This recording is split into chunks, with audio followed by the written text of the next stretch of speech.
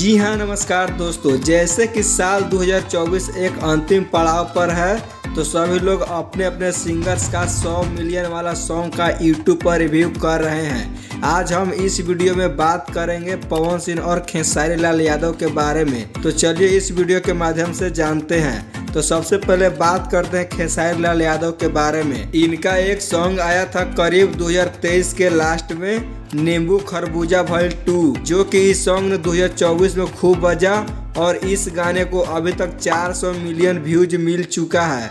यह गाना 2024 का भोजपुरी में सबसे ज़्यादा बजने वाला गाना बन चुका था।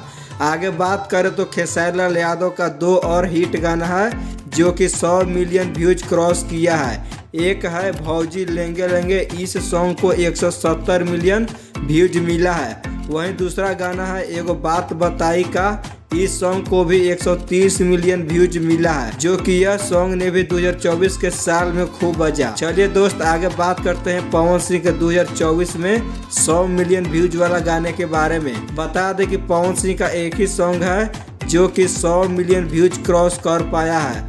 सॉन्ग का नाम है सड़िया।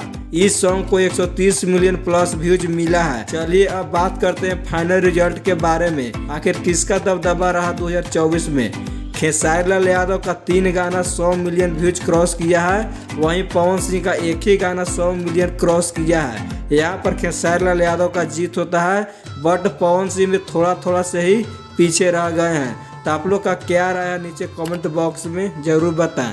अगर चैनल पर नए हैं तो चैनल को भी सब्सक्राइब जरूर करें।